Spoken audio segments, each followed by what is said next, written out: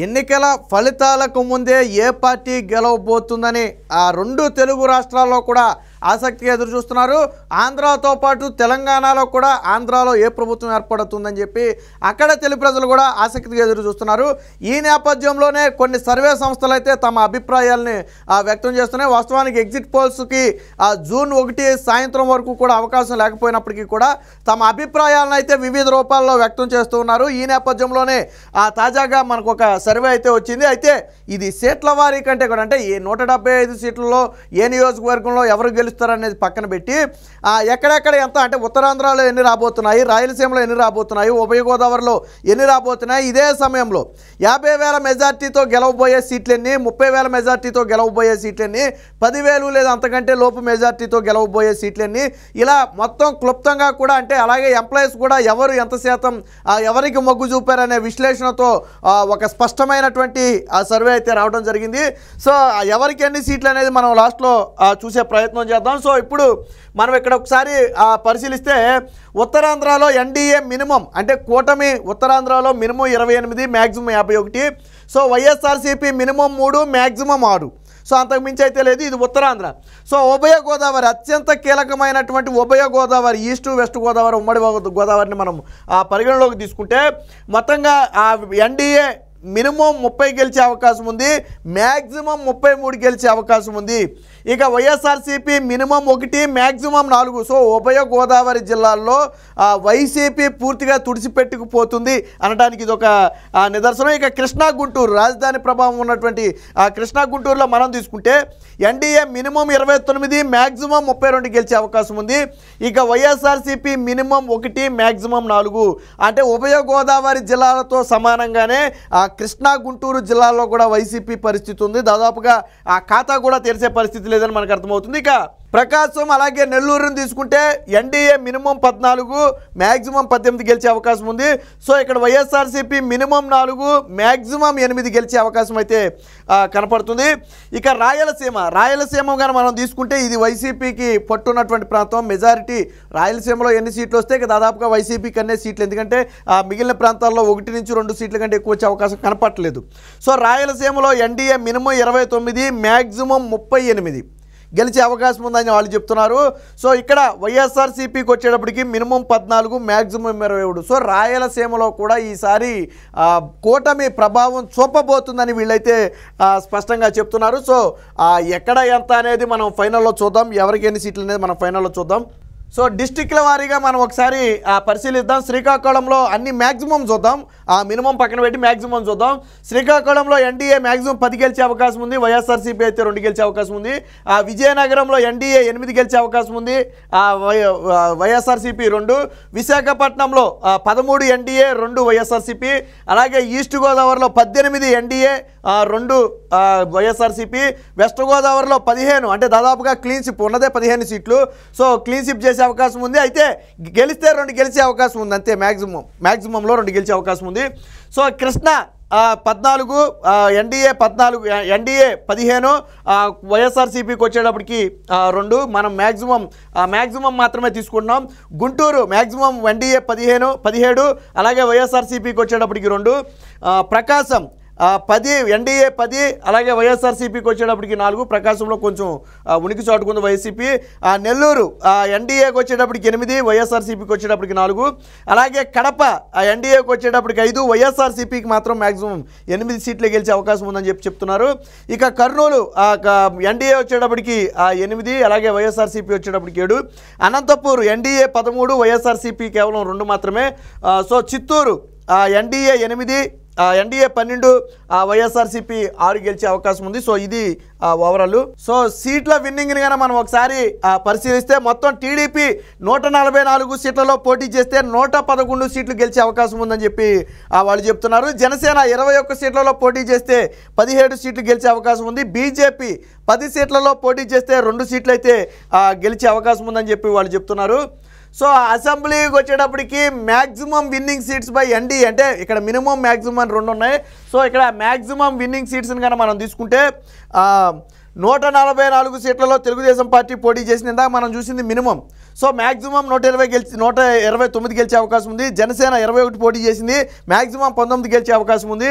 So BJP 10 పోటీ చేసింది, maximum 4 గెలిచే అవకాశం ఉంది. సో మినిమం అయితే 2 అన్నారు, మ్యాక్సిమం అయితే 4 అన్నారు. ఇక ఓట్ షేర్ని కానీ మనం ఒకసారి పరిశీలించినట్టయితే ఇది +−2 ఉండొచ్చు. సో ఇక్కడ కూటమి టీడీపీ జనసేన బీజేపీ కూటమి ఏదైతే ఉందో ఎన్డీఏ ఎల్లో అంతా కూడా ఎన్డీఏ అని చెప్పుకోవచ్చు. 55% ఓట్ షేర్ని అయితే కైవసం చేసుకుంటుంది. ఇదే సమయంలో వైఎస్ఆర్సీపీ 38% ఓట్ షేర్కి పడిపోతే, ఇక కాంగ్రెస్ పార్టీ 4% ఓట్ షేరు, అలాగే అదర్స్ 3% నోటా కానివ్వండి ఇతరేవి కానివ్వండి 3% ఉండే అవకాశం ఉందని చెప్పి తెలుస్తుంది. దాదాపుగా 50% ఓట్ షేర్ నుంచి వైఎస్ఆర్సీపీ 38% ఓట్ షేర్కి అయితే పడిపోయింది. ఇదే సమయంలో ఎన్డీఏ అంటే తెలుగుదేశం పార్టీ 40% ఓట్ షేర్ నుంచి ఇప్పుడు 55% పార్టీ అదర్ పార్టీస్తో కలిపి చేరుకోవడం అయితే జరిగింది. ఇక సో ఇక్కడ క్యాస్ట్ల వారీగా కూడా కొంత వివరణ అయితే ఇవ్వడం జరిగింది. ఒకసారి దాన్ని కూడా చూద్దాం. అలాగే కాపు తెలగ బలిజ వచ్చేటప్పటికి 82% ఎన్డీఏకు ఉన్నారు, 18% వైసీపీకి. కమ్మ 96% ఎన్డీఏకు ఉన్నారు, వైసీపీకి 4%. రెడ్డి 30% ఎన్డీఏకు ఉన్నారు, 70% వైసీపీకి ఉన్నారు. క్షత్రియ 93% ఎన్డీకి ఉన్నారు, 7% మాత్రమే వైసీపీకి ఉన్నారు. ఇక బ్రాహ్మణ్ 90% కూటమికి ఉన్నారు, 10% మాత్రం వైసీపీకి ఉన్నారు. వైశ్య 90% కూటమి, 10% వైసీపీ. బీసీస్ 67% మెజారిటీ సీట్లు ఇదే కీ రోల్ కాబోతుంది. బీసీస్ 67% కూటమి వైపు ఉంటే 33% మాత్రమే జగన్ వైపు ఉన్నారు. బట్ లాస్ట్ టైం మాత్రం ఇంచుమించు రివర్స్ అయిందని చెప్పుకోవచ్చు మనం. ఇప్పుడు మారింది. మైనార్టీస్ ముస్లిం మైనార్టీస్ ఎవరైతే ఉన్నారో 44% ఎన్డీఏతో ఉంటే 56% అయితే వైసీపీతో ఉన్నారు. సో ఇక్కడ ముస్లిమ్స్ అయితే కొంచెం జగన్ పక్షాన ఉన్నట్టుగా వీళ్ళైతే చెప్తున్నారు. ఇక ఎస్సీల్లో 41% కూటమితో ఉంటే 59% వైసీపీతో ఉన్నారు. ఎస్టీల్లో 48% కూటమితో ఉంటే 52% మాత్రం వైఎస్ఆర్సీపీతో ఉన్నారు. అదైతే మనకు తెలుస్తుంది. ఇక జాబ్ హోల్డర్స్ గవర్నమెంట్ ఎంప్లాయీస్లో దాదాపు 88% ఎన్డీఏకు ఉంటే 12% వైసీపీకి ఉన్నారు. అలాగే అంగన్వాడీలు 95% ఎన్డీఏకు ఉంటే 5% వైసీపీకి ఉన్నారు. డ్వాక్రా 90% ఎన్డీఏకు ఉంటే 10% మాత్రమే వైసీపీకి ఉన్నారు. డైలీ లేబర్ 95% ఎన్డీఏతో ఉంటే 5% మాత్రమే వైసీపీతో ఉన్నారు. టీచర్స్ 88% ఎన్డీఏతో ఉంటే 12% వైసీపీతో ఉన్నారు. స్టూడెంట్స్ అంటే మొదటిసారి ఓటు వచ్చిన వాళ్ళు కావచ్చు లేదా చదువుకునే వాళ్ళు కావచ్చు 92% ఎన్డీఏతో ఉంటే 8% వైసీపీతో ఉన్నారు. ఫార్మర్స్ వ్యవసాయం చేసే వాళ్ళంతా వ్యవసాయదారులందరూ 86% కూటమితో ఉంటే 14% మాత్రమే వైసీపీతో ఉన్నారు. సో ఆల్కహాలిక్ అంటే మద్యం తాగే వాళ్ళని తీసుకుంటే 95% కూటమితో ఉన్నారు, 5% మాత్రమే వైసీపీతో ఉన్నారు. ఎందుకంటే రేట్లు పెరగడం కానివ్వండి, నాసిరకం మద్యం కానివ్వండి, ఇవన్నీ కూడా వాళ్ళు బహుశా ఇబ్బంది పెట్టి ఉండొచ్చు. కాంట్రాక్టర్స్ బిల్లులు రాక ఇబ్బంది పడిన వాళ్ళు 95% కూటమితో ఉంటే 5% మాత్రం వైఎస్ఆర్సీపీతో ఉన్నారు. వాలంటీర్స్ ఇప్పుడు 68% జగన్మోహన్ రెడ్డి నమ్మినటువంటి వాలంటీర్స్ కూడా జగన్మోహన్ రెడ్డికి వెనుపోటు పొడిచారు. 68% కూటమితో ఉంటే 32% మాత్రమే వైసీపీతో ఉన్నారు. ఎందుకంటే చంద్రబాబు గారు వాలంటీర్ వ్యవస్థను కొనసాగిస్తామని చెప్పడంతో పాటు 10,000 రూపాయల జీతాన్ని ప్రకటించడంతో వాలంటీర్లందరూ కూడా మారినట్టుగా అయితే తెలుస్తుంది. సో ఇక ఇది మేలు ఫిమేలు అర్బన్ రూరల్ కానీ మనం తీసుకుంటే, అర్బన్ కన్నా తీసుకుంటే ఎన్డీఏకి 75% ఉంది, వైసీపీకి 25% ఉంది.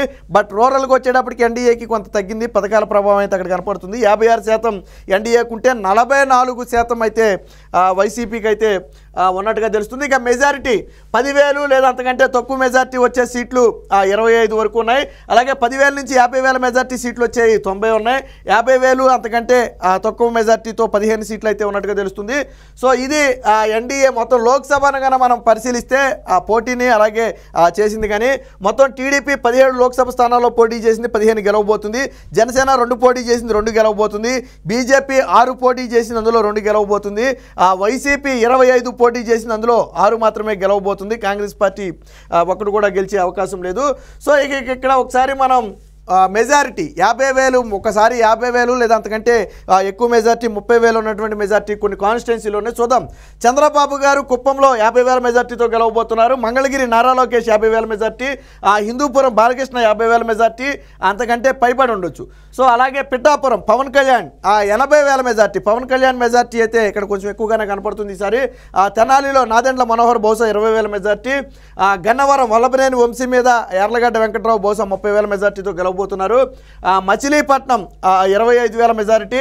అలాగే పెడాన 25,000 మెజార్టీ, అవనిగడ్డ 25,000 మెజార్టీ, పెనమలూరు వచ్చేటప్పటికి 25,000 మెజార్టీ. పెనమలూరు 30,000 మెజార్టీ, అలాగే Vijayawada east 30,000 majority, Vijayawada central 30,000 majority, Nagari Roja మీద గాలి భానుప్రకాష్ 30,000 మెజార్టీతో అయితే గెలవబోతున్నాడు ఆయన. ఇక ఏలూరు కూడా మెజార్టీ లిస్టులో అయితే కనపడుతుంది, వెస్ట్ గోదావరిలోని ఒక ప్రాంతం 20,000 మెజార్టీ. ఇక భీమవరం జనసేన పోటీ చేసింది 30,000 మెజార్టీ. ఉండి త్రిపులార్ రఘురామకృష్ణరాజు 30,000 మెజార్టీతో గెలవబోతున్నారు. భీమిలి కూడా టీడీపీ 30,000 మెజార్టీతో అయితే గెలవబోతుంది. సో ఇక విజయవాడ అంటే మన పార్లమెంట్ కన్నా మనం తీసుకుంటే మెజార్టీని కొన్ని ప్రాంతాలు చూద్దాం. సో విజయవాడ 2 లక్షల మెజార్టీతో గెలవబోతున్నారు. గుంటూరు 1,500,000 మెజార్టీ, మచిలీపట్నం 1,00,000, ఏలూరు 80,000, విశాఖపట్నం 1,50,000, కాకినాడ 1,00,000, శ్రీకాకుళం 1,00,000 మెజార్టీతో అయితే గెలవబోతున్నారు. ఇది ఇక ఓవరాల్గా ఏ పార్టీకి ఎన్ని సీట్లు అనేది ఫైనల్గా ఒకసారి చూసే ప్రయత్నం చేద్దాం. ఇది ఇక ఓవరాల్గా మనం గన తీసుకుంటే ఎన్డీఏ మినిమం 130 సీట్లు, మ్యాక్సిమం 152 సీట్లు, అంటే కూటమి మ్యాక్సిమం 152 సీట్లతో అధికారాన్ని కైవసం చేసుకునే అవకాశం ఉంది. ఇదే సందర్భంలో వైసీపీ మినిమం 23, గతంలో తెలుగుదేశం పార్టీకి వచ్చినటువంటి సీట్లు ఇది మినిమం అనేది.